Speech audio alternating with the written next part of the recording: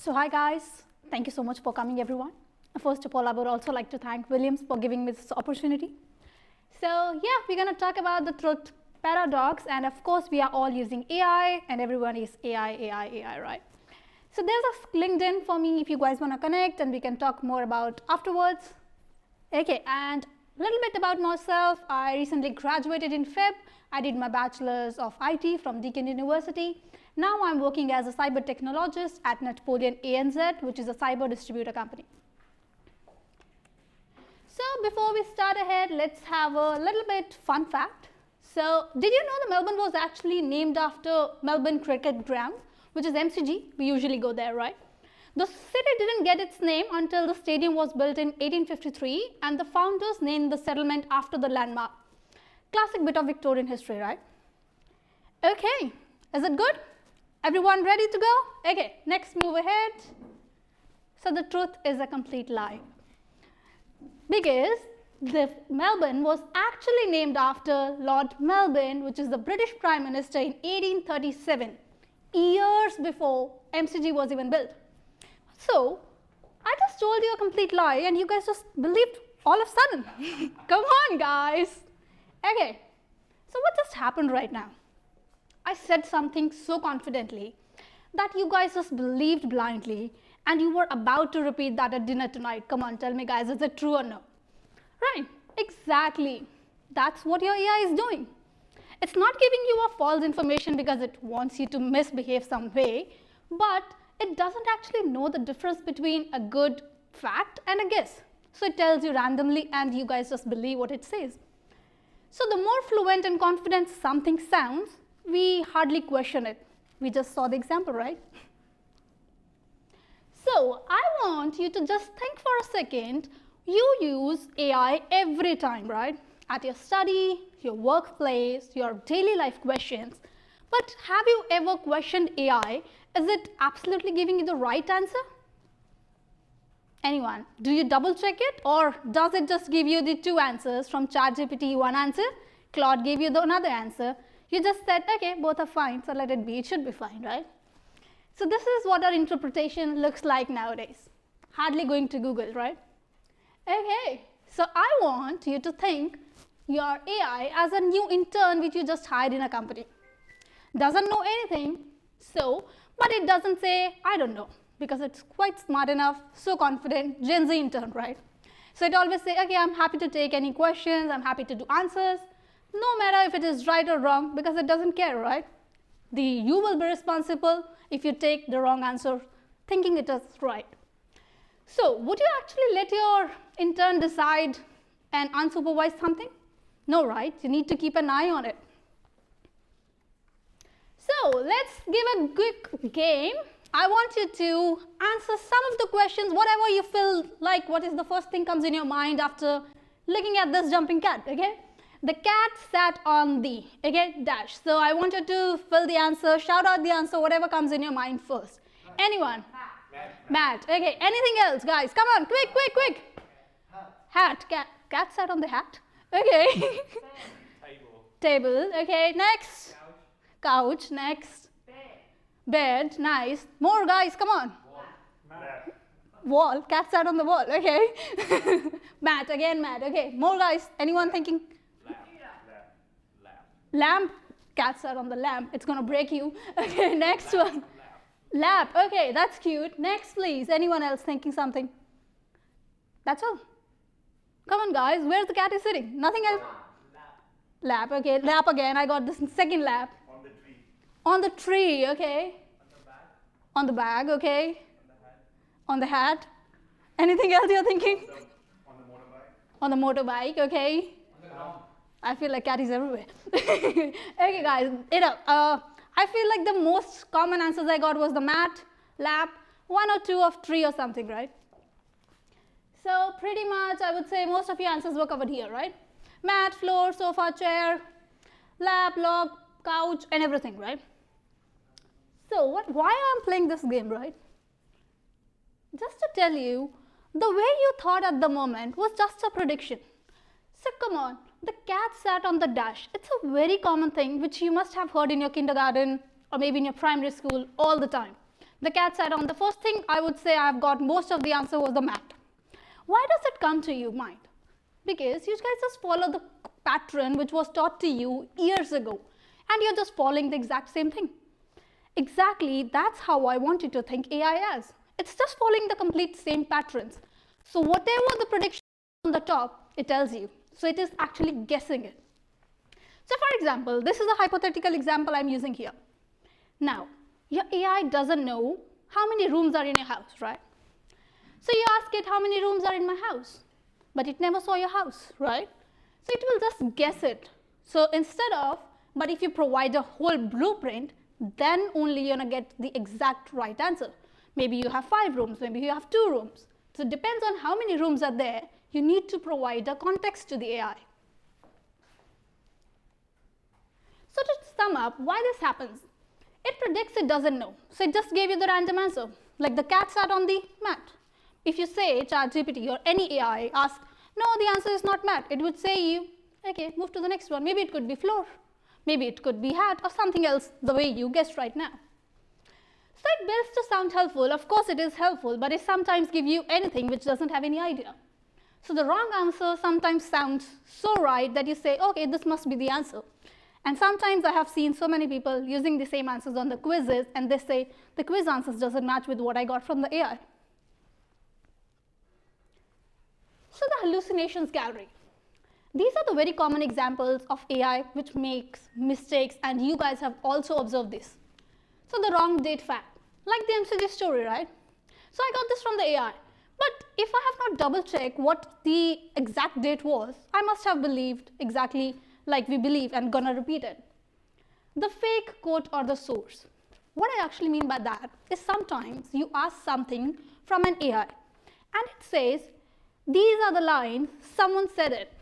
But is the someone said it is actually existing in the real life? And if it's existing, does that person has really said something which is exactly matching?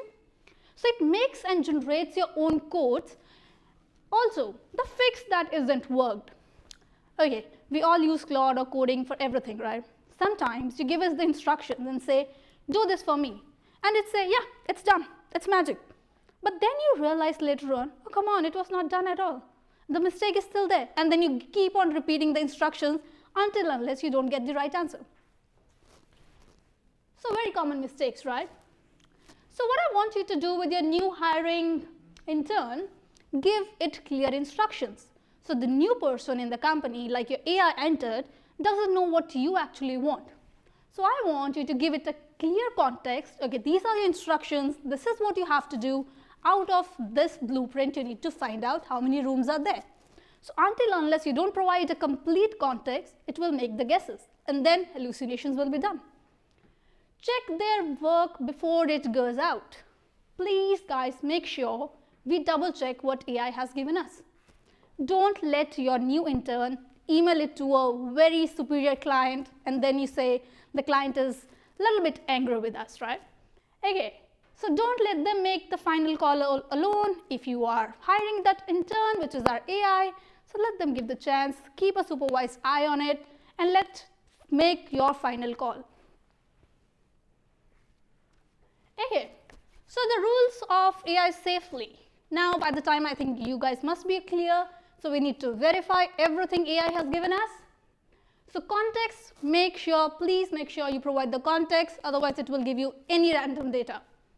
And human check, which is the most important thing, you guys need to verify what it has given. Please, please don't blindly trust AI. Of course, now people will say, let's just stop using AI then. Come on guys, the time has been so far away. We are already in the AI and everywhere is AI, we are using it, so we can't deny the fact. Of course, when the smartphones were there, we all knew that disadvantages will be there in the future, but we still are using them and we can't imagine the life. Same is with the AI. Now, AI is here and we need to make something which is on a ground level to balance out and work with the AI. So, use AI, of course use AI. I'm not asking you to not use AI, but just don't blindly trust it what it says. So AI is of course brilliant, which can make your work so easy, give you automations and everything. Just make your judgment at the end. Just decide if it has given something right, and then you are fine to go. Trust it, but make sure you verify it. This is the rule of the day. Everyone is taking this home. Okay, so that's all done from me. Anyone wants to share something which is AI has done something wrong for you or made your life easy? All call for you guys now. So I have a microphone if you have anything to share. Okay, Ron's going to go last. Anyone else got a cool AI that happened? No, everyone's very lucky. Hey, you got one? So like we know that ChatGPT or any AI model is trained on some particular model or particular data, and whenever we ask something which is out of the data, then they always give us wrong answer. For example, I will talk about I'm a developer, so I use languages like Python, C++, C#, and these kind of languages. So when I was exploring Rust language, so what happened was like Rust, it gives me a wrong answer, wrong code for writing the simple website, and it was due to because there was no trained data, like no data to train on the ChatGPT, and that's why hallucination came in. So even though I wrote specifically that I need a code for Rust language, it giving me C# code or C++ code. So that's what happened when we don't have data to train on. Absolutely perfect. Thank you so much for the wonderful example, and I think this is the most problem we are facing. Even today when I was making this presentation this morning, I was talking about some another chat, and then I was asked some question. It just continued the previous chat and make the presentation modification. However, I was asking about a different topic. What I missed, the context, right? So this is something we need to keep in mind. So, yes, please. Sorry. Repeat that one. Something I just noticed, I think it's audible. Yeah. It's more around in Claude. I don't know whether you guys noticed, like if you ask, you clearly give an instruction, especially like something connects to database, and then if you tell it not to read the tables, it still go and read it. No matter what you do, it just still reads. Take the context, your tokens are gone, and then it just say you clearly instruct it not, go till the entity, don't go up and run the query, but it still goes. It's just for Claude, Sonnet and Opus I noticed. I don't know with the other ones. Anyone has this similar experience? Yes. Yeah. I couldn't stop it. That's what I'm trying to say. I tried my best to give different instructions and prompts just to stop it from hitting that thing and loading the data in and then using that tokens up. So, but it still went for it, yeah. Everything you Sorry, Lexi. Everything you write in your instructions, it's not really like a guardrails. It doesn't block Claude or ChatGPT from doing something different. It's more like a suggestions. So you really, if you want to have like a more reliable kind of like guardrails, you probably need to work on the harness engineering rather than on the instructions. Like skills, it's all English language. It's easy to write, but it's not a hard stop. It's just like, please don't do that. You may find another thing that from version to version, Claude, there were multiple cases where if you have negative examples in your agent MD or Claude MD, it actually doesn't work well. You need to remove the negative examples and try to guide what you want to see rather than what you don't want to see. There were like some models and cases like that. Any merit in thinking being polite to LLMs does any good? Or being polite to your LLM is. I know people who are not polite and they still get work done. So. Some outlaw tweeted that people who saying please to LLM actually contributes to like 15% of the inference costs or something. So it's like he put it as a joke, I'm sure, but it was very fun that everyone trying to be polite, but all these polites was just like. My understanding was like when you become polite, it sets the tone of the whole message as a positive one. So it will Stack Overflow positive upvoted comments, not the other one. Is there any merit in that argument, or is it just me thinking? I don't know. It's probably better discuss after this. It's more like philosophical one. Same as like there are like extensions like caveman. So your instructions converted from like really wordy ones into the caveman like don't speak, do this, and so on. And people saying they have success with that. and then new model comes out, and people running the same type of benchmark and saying like, no, now it makes it worse. So it all depends on the model and what behind the model, the server-side harness. I found, again, model to model changes. There's something, I forget the actual details of how it works, but the context window, sort of that sliding window of how it goes through to pick what it needs to use, it's the things that are at the start and the end of the context window are sort of more effective than all the details in the middle, where it starts getting very choosy and forgets stuff and skips it. So you can play around with where you place your guardrails, but I think, like what Alexi said, the best success we've had is if you go and then work on the actual harness itself. That governs everything, so that you'll have more success with that than trying to just do it in your instructions. Yeah. All right, I've got one more. Yeah, one more, yeah. It's just a fun fact. I think, start saying sorry to it, right?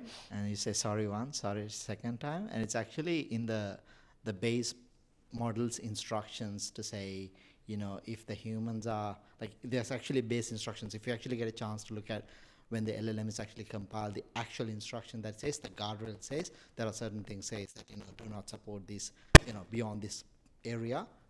In one of those is actually be polite, no matter what. So we can be as much as brutal we want. Also, we can be as nice as we want. The LLM is going to be like, at some point, it's going to be like you already said that. Or thank you, you already said that. And keep saying sorry.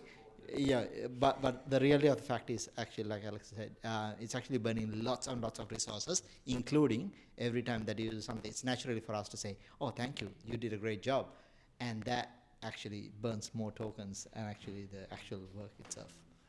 That's why we remove these words. Like, for example, Sorry, just start that again. like whenever we are using anything, in our prompt, we use like a, the, any joining words or anything, they just remove it. They have a dictionary for that. For example, even thank you as well, they try to not put that in the neural network because that will cost them a lot. Saying thank you, sorry, or any these kind of word will cost you a lot of tokens. So try not to use it. Be straightforward. I think tomorrow everyone's going to talk to their LLMs very differently. All right. Any other questions? Yeah, one more. Okay, this will be the last one. This is about my experience using Claude for creating resumes for job application, right? These days, everyone experience the difficulty spending time curating the resume. So I decided to use free Claude because I heard it's very good. So it is indeed good, but you have very limited options, right? Like you cannot customize the CV using Claude many times, like 3-4 times, then it will say your token is done and you had to wait for 4 hours, etc. So I was trying to be smart, not go for the paid version, and again I failed miserably. So anyone experience without pro version of Claude, would you be able to get the right answer? So that's what I want to hear. And ultimately, as I mentioned, I failed and I bought the pro version. By then, I'm fortunate to get the job, so I'm not more using free version to create the resume. So just want to hear what's the actual difference between your pro and your free version, in terms of the accuracy of the thing. Yeah, interesting question. Anyone got some input on that one? I think, say with the free versions, you'll get an older model, cheaper model, not as much reasoning. Was it the same? No. It's just about the limits. I'm using Pro. Okay. It's just about the limits. You use Claude, it's not a big difference. Pro is more about having more tokens, basically. More tokens, basically. Yeah, the limit is increased. Is Claude the right tool for this resume processing? Yes, good idea. But you could go for Claude free, and then Gemini free, and ChatGPT free, and you got 12 hours of freeness. Hey, one more. Oh, here we go. Just add to it. So I think there is a website, there is an AI for that. not every agent is good at doing everything. You will have specialized agents to do editing, to write documents, build CVs, write your profile. So I think if you look up free agents which are available in general, that would do better job than Claude. Not necessarily Claude would be better at writing the code for you, but not probably setting up a profile or building some social media content for you. Even Claude has different agents for different things. Yeah. So there's ChatGPT or GPTs in there, and yeah. Okay, I think we're at time. Yeah. So Kirtika, you got any closing remarks? Anything? I feel like everyone is using definitely AI in some way. Okay. Yes. And so Sumit's answer, I would suggest go for Claude. It does make a good resume. I have used myself. But once you get it, stop recreating it. Use Gemini or something to edit that, or you can actually edit it by yourself a little bit and check it on the ATS score website if you want to get a resume top listed. That's all. And I feel like use AI, of course, use AI, just verify the things and make sure you don't give all the access. Make sure you audit everything what you are giving the access to, and you're fine to use AI. All Awesome. good. Thank you, guys. Thank you.